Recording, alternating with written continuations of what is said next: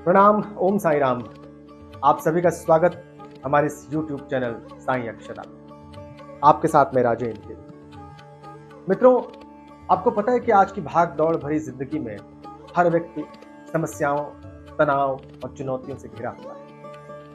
और इस समय, इस वक्त, इस कालखंड में हमें साईं बाबा की शिक्षाओं की सबसे ज्यादा जरूरत है। आपको पता है कि आज 100 साल बाद भी उनकी शिक्षाएं कितनी प्रासंगिक हैं, कितनी उपयोगी हैं और कैसे हमारी तमाम समस्याओं से निजात दिलाने में, उनसे मुक्ति दिलाने में हमारा मार्ग प्रशस्त कर सकते हैं। चलिए जानते हैं।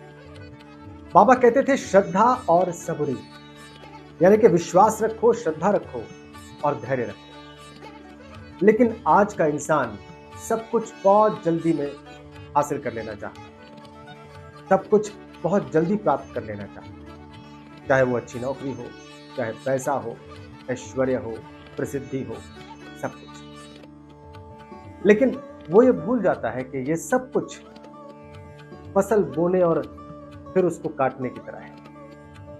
यानी कि बीज बोने और फसल उगने में समय लगता है, इन दोनों के बीच में एक अंतर होता है समय।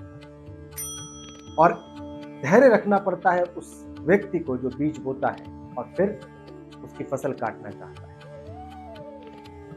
एक व्यक्ति की नौकरी चली गई, वो साईं बाबा के पास गया और बाबा ने कहा कि धैर्य रखो, सब अच्छा होगा। और कुछ महीनों बाद उसी व्यक्ति को पहले से ज्यादा अच्छी नौकरी दी। ये कहानी हमें धैर्य सिखाती है और ये कहानी साईं बाबा के सबूरी के संदेश को, सबूरी की शिक्षा को मजबूती से हमें समझाती है और बताती है। बाबा कहते थे सबका मालिक एक, यानी हम सब एक ईश्वर की संतान हैं। लेकिन आज की दुनिया जाति में, धर्म में, भाषा में और विचारों में बहुत फर्क। ये खाई बहुत गहरी है, चाहे वो घर हो, घर के आसपास हो या फिर आपका दफ्तर।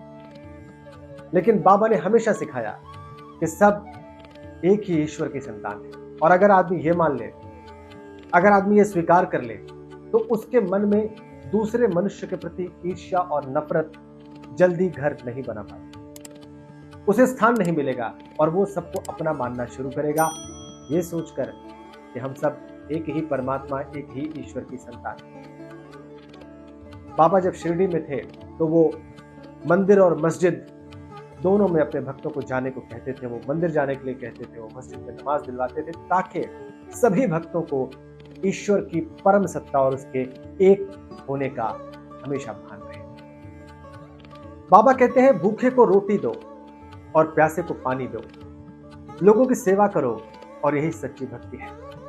लेकिन आज का व्यस्त मनुष्य, आज की व्यस्त जिंदगी में मंदिर जाने और फूल चढ़ाने को, वहां पर जल चढ़ाने को ही असल में भक्ति समझता है।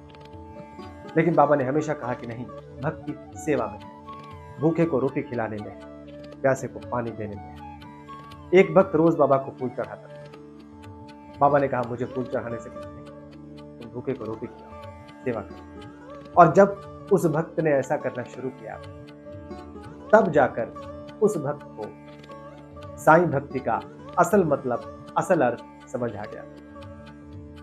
साईं बाबा हमेशा कहते थे कि कर्म ही पूजा है। कर्म निष्ठा से अगर किया जाए, ईमानदारी से किया जाए, तो वो सबसे बड़ी पूजा है और वो सबसे बड़ी साईं भक्ति है। एक भक्त ने ऐसे ही बाबा की पूजा करने की इच्छा व्यक्त की, उसको फूल चढ़ाने की इच्छा व्यक्त की। लेकिन बाबा ने कहा कि ना, अगर तुम ईमानदारी से अपना काम करोगे तो यही साईं भक्ति है, यही साईं है। और फिर उस भक्त ने उनके संदेश को, उनकी शिक्षा को अपने जीवन में अपना लिया, कर्म पर ध्यान दिया, ईमानदारी से, निष्ठा से, समर्पण से अपना कर्म करने लगा और साईं भक्ति का सही अर्थ समझ गया।